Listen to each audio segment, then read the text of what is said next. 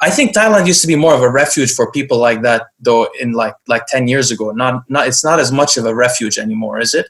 In terms of the ability to get PEDs, good PEDs, like the Thai Diana balls and things like that. Yeah, it still is. You just have to look a little harder, but it still is a refuge for bodybuilding and bodybuilding chemistry, because it's not that the laws are so different from the US.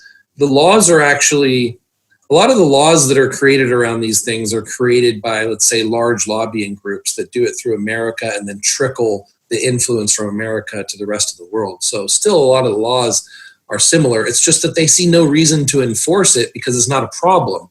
Like steroids have never been a problem.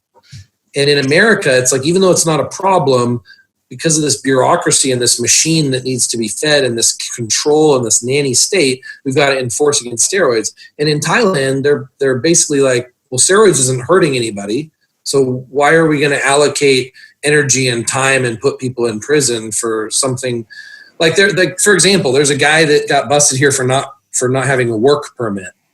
That's a serious thing. Now his whole condo is full of steroids, right? They don't care about that at all. They care about the fact he was working without a work permit, because they care about, they don't want people coming here and making money off Thailand where it would cost a Thai citizen a job. Like, in America, we're like, oh, open the borders, do whatever we want. And then even Americans think like, oh, we're not being inviting enough. We're not giving enough government benefits to immigrants. But here it's like really strict. If America took the position that Thailand did as far as immigration and all that, American citizens would be calling it like a Nazi concentration camp. But it's just nationalism. So that's where their focus is. Nationalism. It's not on, bothering people and taking their privacy away or taking their passion away, like bodybuilding, for example. Let's talk briefly about what you mentioned, the harms of PED use. The US obviously really tries to regulate the use of testosterone, androgens in general. And the supposed reason they do this is because they're very dangerous for people. They're not even, I don't think, that focused on youth, but rather just people in general. But what's interesting to observe is that the nations most focused on this, such as Sweden, are also the nations that are the most feminist. And actually, what I feel is that there's an undertone of a dislike of masculinism in general. The problem with steroids is they make people more masculine. And that's what I see it as, personally. There's some undertone there, because there's no justification that you can say, oh, they're harming our healthcare system because they're going to, what are they going to have, kidney damage? So they need kidney replacement, or they're going to have some heart damage. Most of these people work and they have insurance. Well, maybe, I don't know how many of them have insurance, but if you're going to legalize, for example, which I'm not against legalizing at all, psilocybin mushrooms or I think LSD now somewhere in California, but those things do cause people to become permanent schizophrenics. And those people tend to have to depend on the system. And that is a lot of payment, because you have to put these people in facilities, you have to pay for them long term. But people don't seem to have an issue with that. But it's this concept that you'll become over masculinized. You'll get angry at people. What do you think about that? The feminization of it. You're absolutely right. And I had this theory for a long time, because I'm just seeing, I guess I'm kind of able to get myself out of it and see it from a 30,000 foot view of what's really happening, and that things aren't just coincidence, and where the direction of America is going and its influence on the world.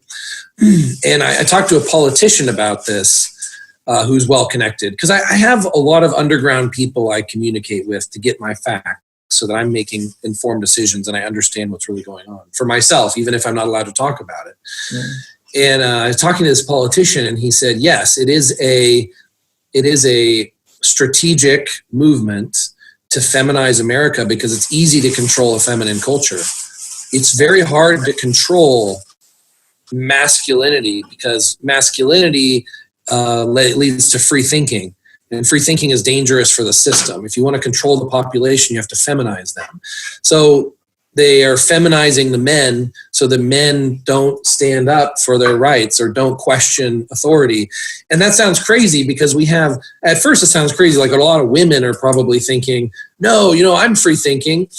But biologically, it's not true. The way that it works is the woman adapts the man's values. Like when she like marries a man, even traditionally, like it's the man's values and direction and everything, and the woman adopts that, and they're well calibrated for that. Like try to have a man go into a relationship where he adopts everything as far as the woman's values and philosophies. Usually the man's going to be completely miserable, but the woman is very happy to adopt the values of a strong man that she's attracted to and respects and wants to build a family with. And so they're basically turning the men into these women that will adopt whatever values come from a higher power.